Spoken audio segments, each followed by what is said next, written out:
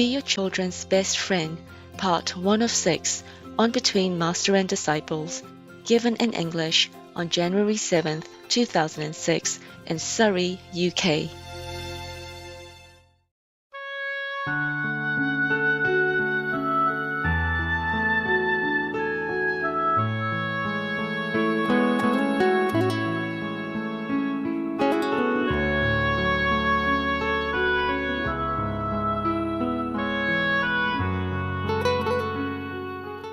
Okay, next one. Hello, Master.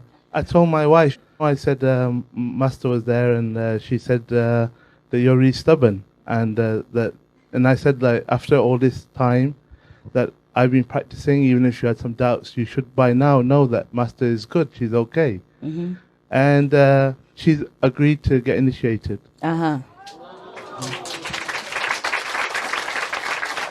Congratulations.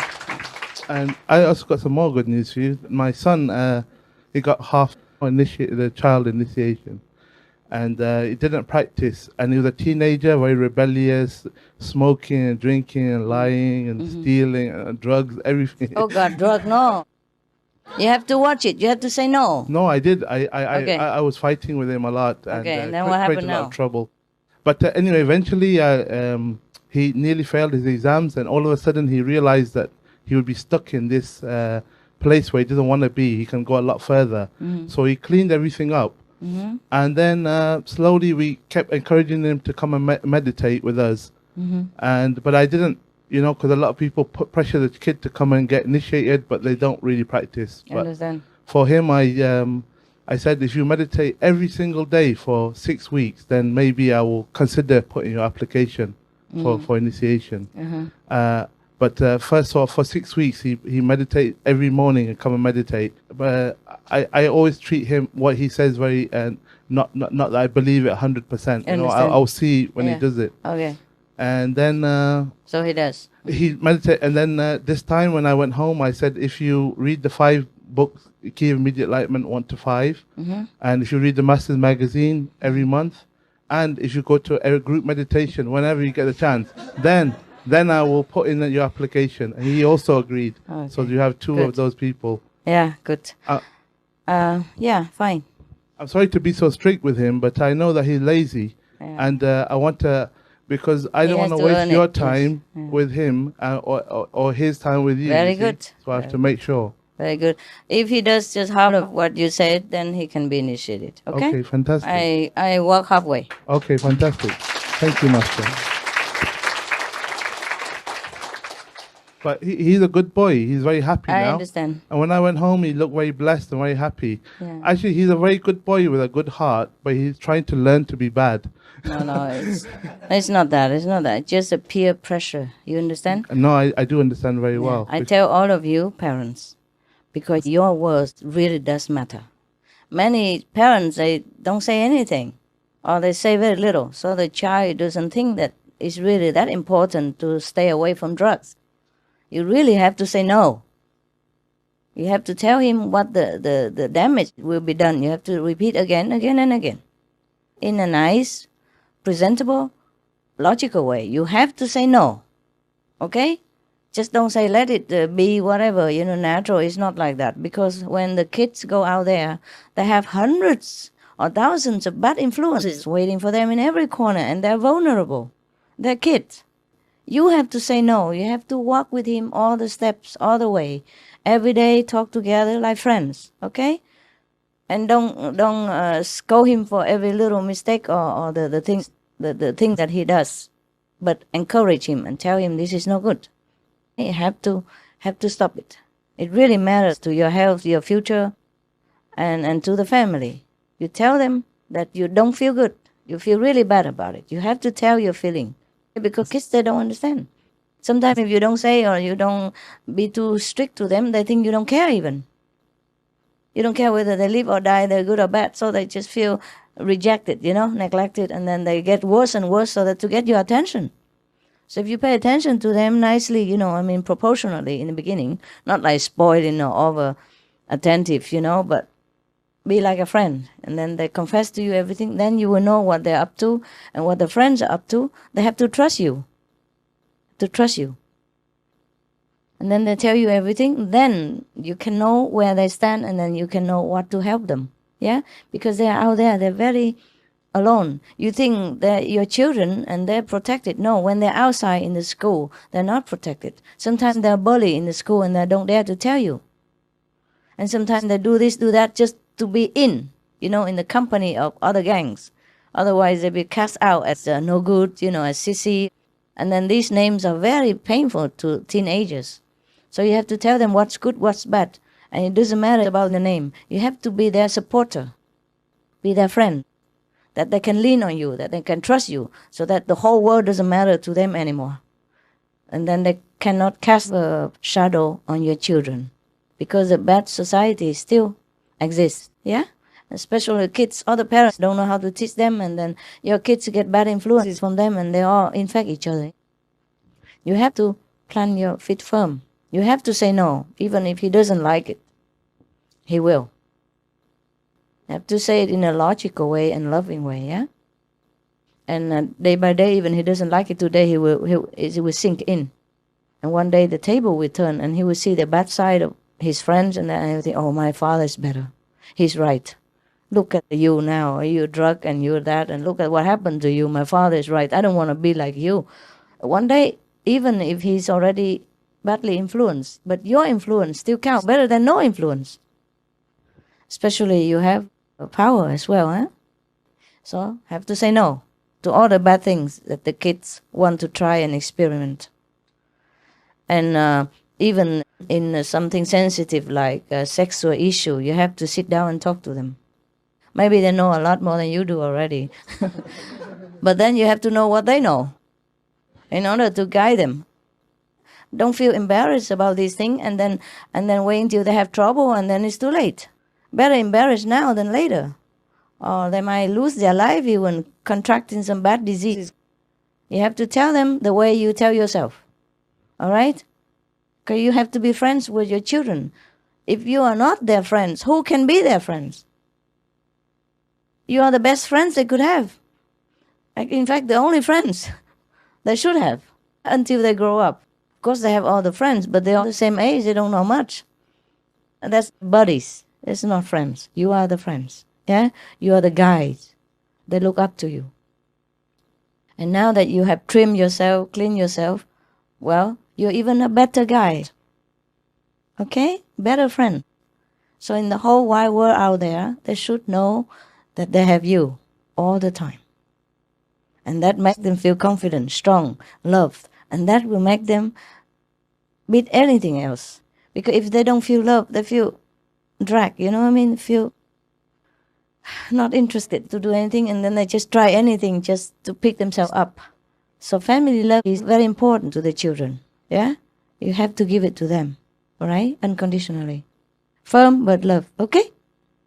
It's like the way I treat you. I scold you sometimes, but you are loved, and you know that. Even if I scold you, you know you can rely on me. You know that I don't harm you.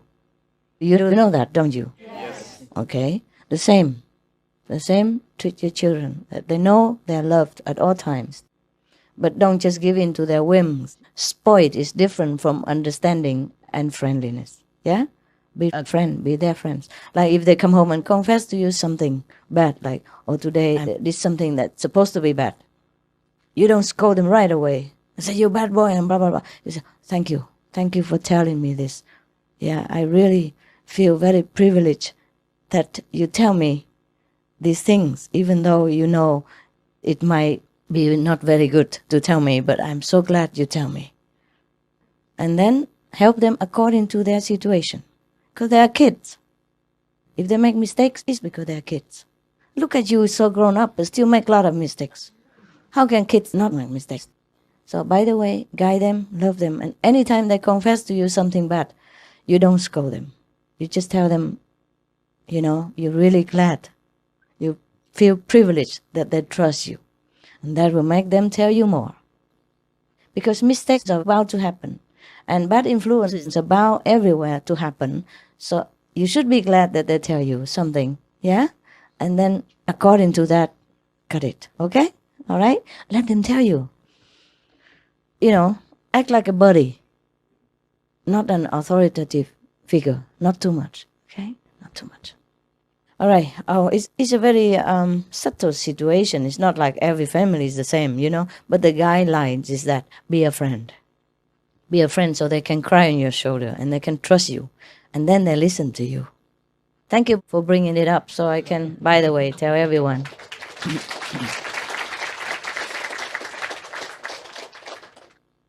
There's lots of programs on TV now that show you how to deal with teenagers and children. Yes. And when I grew up, we didn't have these Guidelines. skills. Yeah. Okay. But now, I think with my son, there was a turning point one day where... A what? A turning point. Okay, okay. I always used to say to him, look, drugs are bad and you should stay away from them. But he was going out all the time. Mm-hmm. And some of the times we were fighting quite viciously with each other.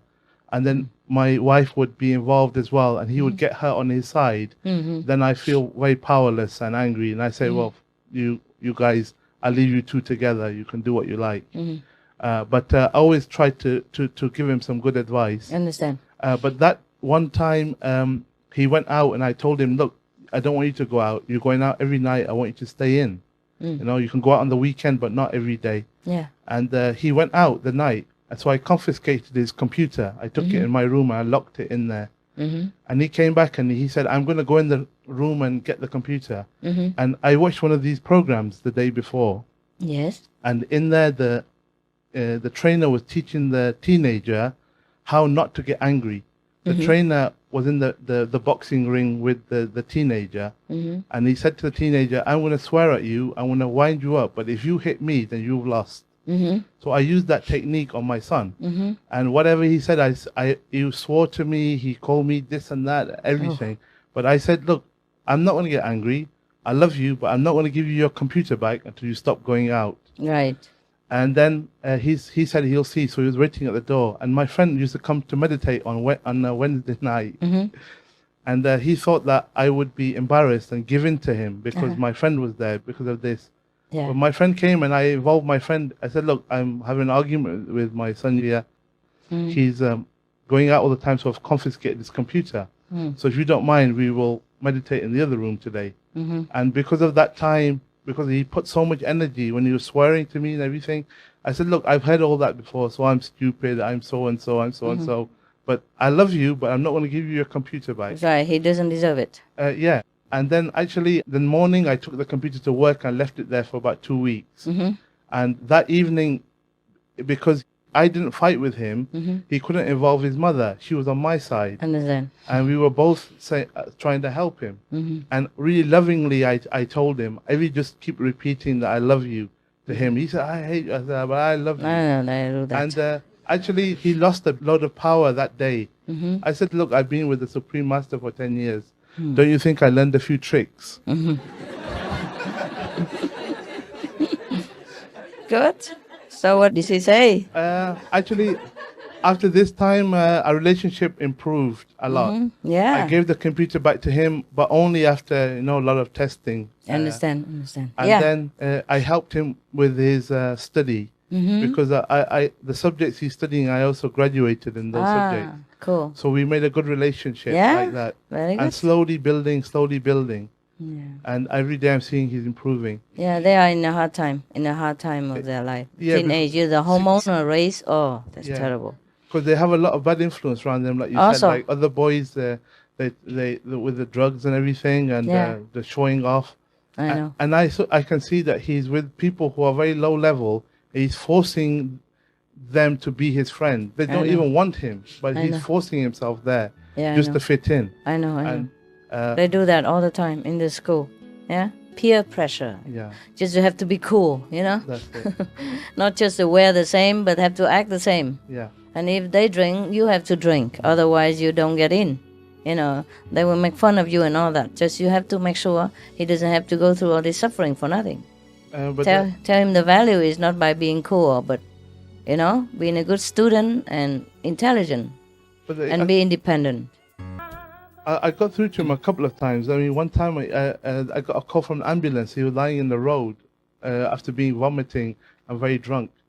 And that day I brought him home, but I was really loving to him that whole time. I wasn't angry to him at all. I said, I want to wait till you get better. because I know what it's like to be poisoned with alcohol like this. Oh, terrible. And one time he was arrested by the police, and he was. God. I was ill, so I couldn't get him. I didn't know where he was. So the following day, he was in the cell overnight. And that time, I talked to him and I said, "Look, son, can be your life if you want it to be, but I think you can do better than this, because you're a bright, intelligent boy." You have to ask him to write down what he wants to do with his life. Well, Don't tell him what he wants to do, but ask him what he wants to choose, what he wants to be, a kind of person that he wants to be. but this is all in the past now. Now he's turned the corner. That's good. He's very focused on his study. He's meditating now. Wow, cool. And he's happy. He helps. in the Wow, house. what a guy. Positive. From that and turn to that, huh? Yeah. Yeah, I'm proud of you. Thank you.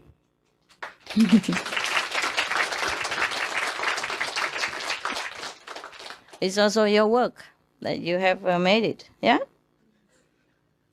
Whew. Family, hey? I tell you.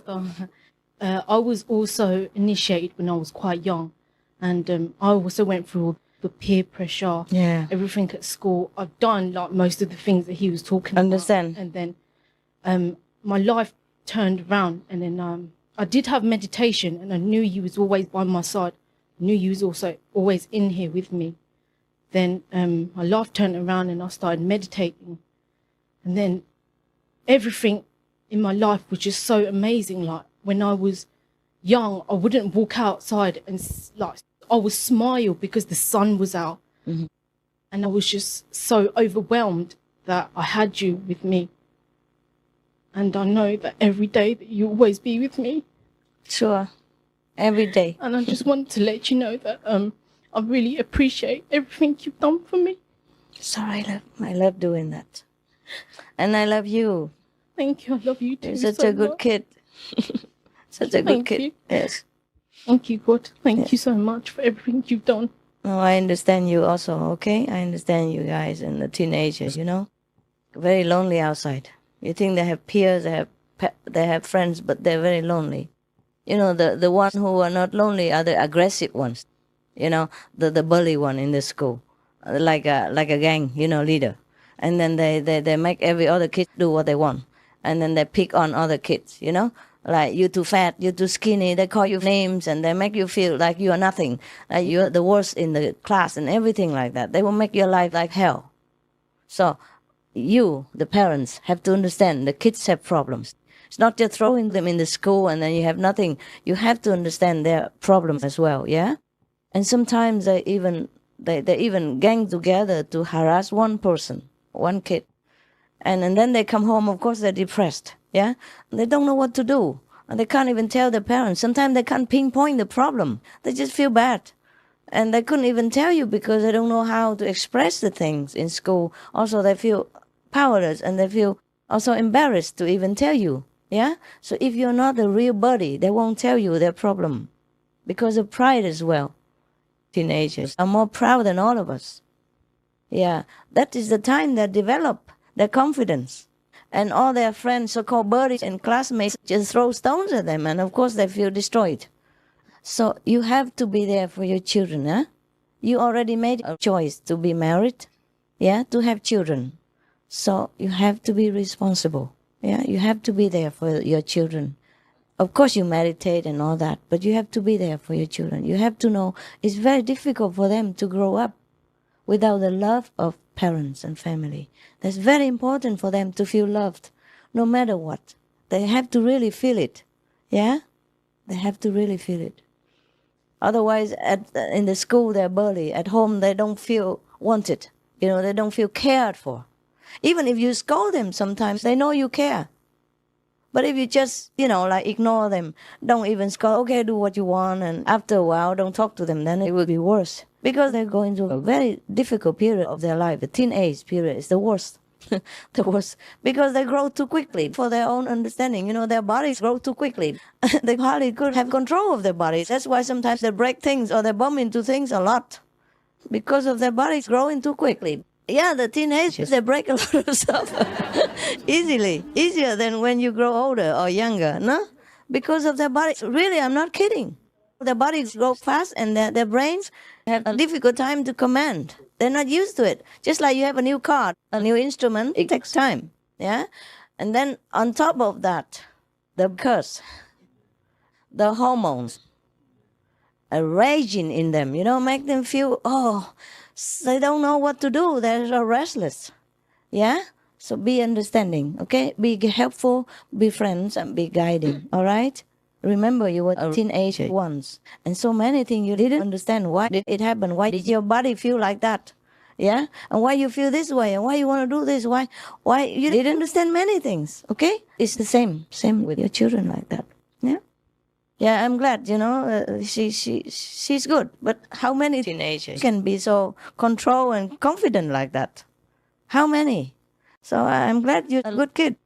I'm glad you're strong. Because the social pressure in the school could destroy your kid. You understand? Some of them commit suicide because of that. And sometimes the kids are very intelligent inside. But because the destructive power of the bully people makes him or her feel powerless. And then they drop the grade or don't study well because they cannot concentrate. You understand? Feel so depressed and unhappy. So their intelligence is also ruined. Do you understand this? So your kids, sometimes they have a lower grade or suddenly drop. You have to understand why. Huh? You have to talk to him, okay? Bring him out to his favorite coffee shop. Yeah? And sit together 2 by 2. Or one together with, it depends on whom he gets on well with, yeah? Together with parents or just together first with the father. If she gets on better with the father, first with the father and then together and, and then go home. And if he tells you to keep a secret, you keep it. It's very important that you keep the promise to the kids. Yeah? If you want to buy him something and you promise, you do it. And if you don't do it, you better have a good reason. Otherwise, they don't trust you. Yeah? If you leak out a secret without telling him first, he won't trust you again, huh? And it's not easy to raise a family, but I'm glad that many of you do well. I can see that your family, good kids, even though they were going through a very difficult period of their life, because of you. You are the supporter, and you brought them into the good direction. They became good, and they could sail through this troubled water with flying colors. That's the best way to bring your child up. It's very good. So I congratulate you. It's good for the whole family, huh? Package. Package deal, huh? Yes, I'm very proud of you. Yeah, I'm so proud. I really am. I'm so proud. Come on, give me a hug. Give me a hug. I have pins and needles in my legs. Pins and needles in your legs? Oh, I'm sorry, love. Of course.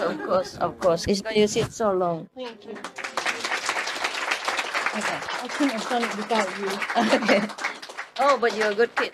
Okay. You sit quickly. You sit with your whole body on your legs, on your feet. Then the pin and needle will be less. Sit with your whole body on it. Yeah, like that. And really press on it. It's less. It feels less painful. Okay.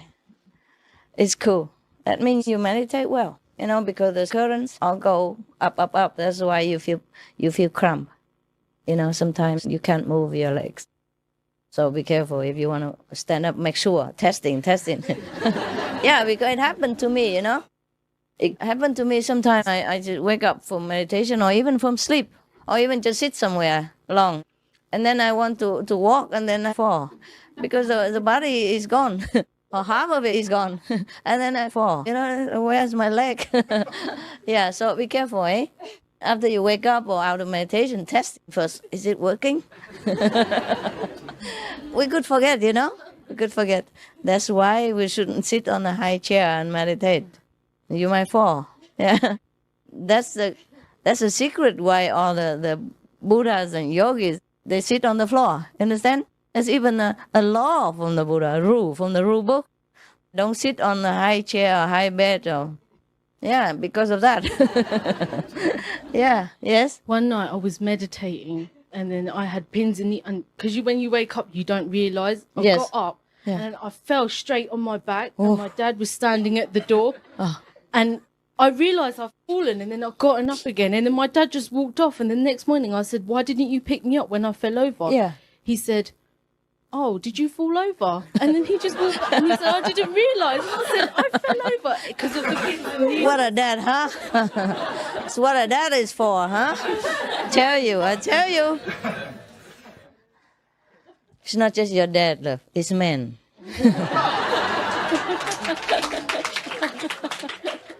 There are many things that are so obvious to us women, the men, they don't notice. I do hope that by my teaching example, they will improve. Your dad's already very good. I mean, at least he even listens when you talk. Yeah. And men don't have this kind of attentive ability as much as women, okay?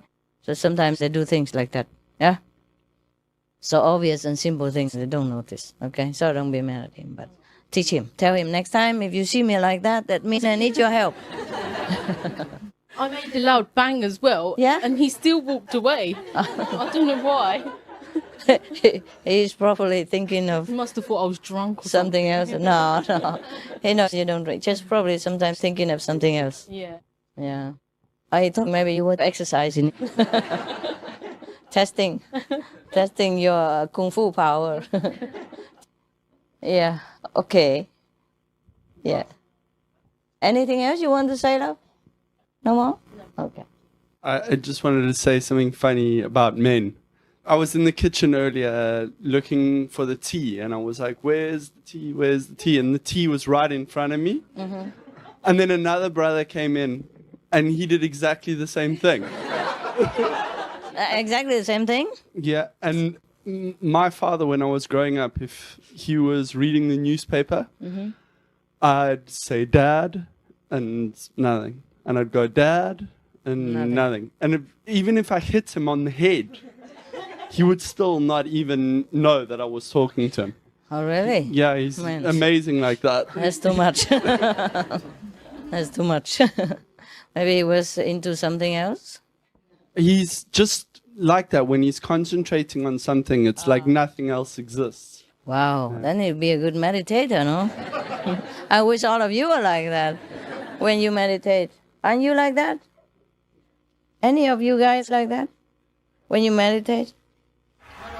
You hope, huh? Sometimes, huh? Okay, we all have our shortcomings, yeah? Just try, if you notice it, then try to correct, okay? Try to correct. Yeah. It's not the big things that make people happy in the family. It's the small things, small details. Big things take care of themselves. Small details are very important to show that you care, yeah? Like, for example, if you sit with your children for a few hours and talking, or playing with things together, it's even more important to them than you buy them a big toy and neglecting and not talking to them. Be firm, yeah? Don't spoil them. So the thing you did was good. You have to be strong when you need to be, yeah? They have to earn what they want, not just like buy anything they want and not guiding them in educational way. That's very bad, yeah? Kids should learn the value of high thinking and simple living. They should as well. All right. Anyone else? Good, improve. I'm glad to hear. Yes. Master, I'd just like to say thank you for everything you've done. What have I done? In the last 2 years, or especially the last year, I felt more at peace inside, and I feel a lot happier and content and serene, and I'd just like to thank you for that. You're welcome, baby. Thank welcome. you. I'm happy also that you're happy. Yeah, next one.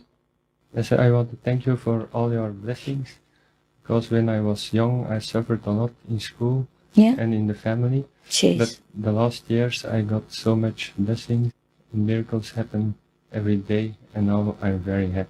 You're more confident now? Yeah, it could destroy you, I tell you, if the childhood was very bad, it could affect you the whole life, not just the childhood. It's very difficult to get your confidence back. Especially, they're so cruel in school, some of the astros. They pick on you, and they make you feel really that. Even sometimes you're not ugly, but according to them, you're ugly.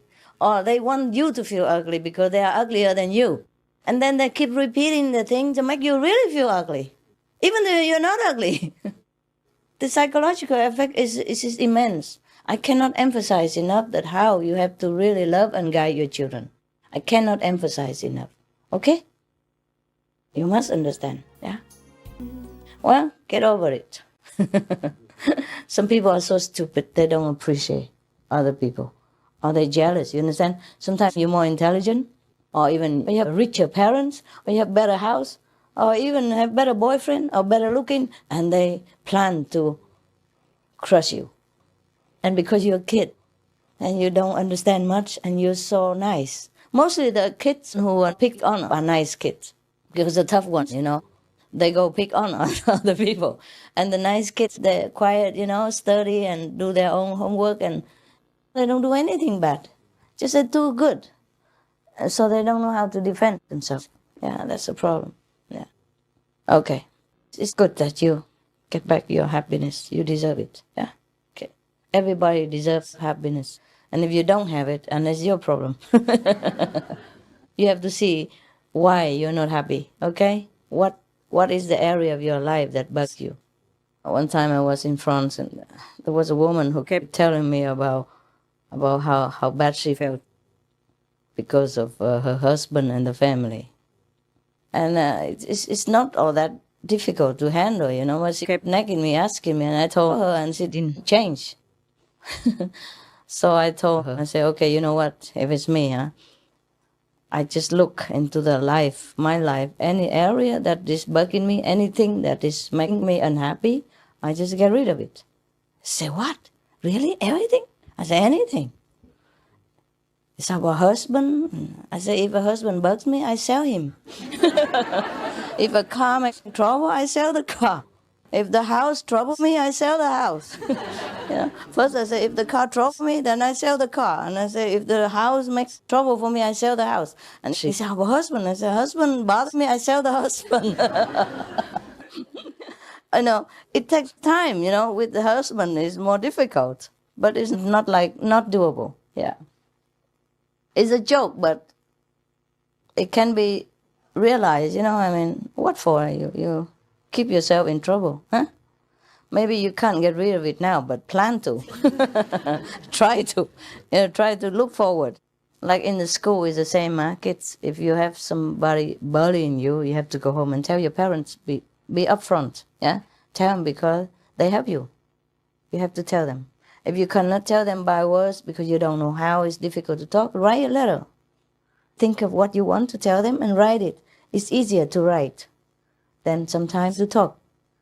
It's because you have longer time to think and to formulate your ideas, because as a kid, it's difficult for you to talk sometimes. And when you're too emotional while talking, you just can't express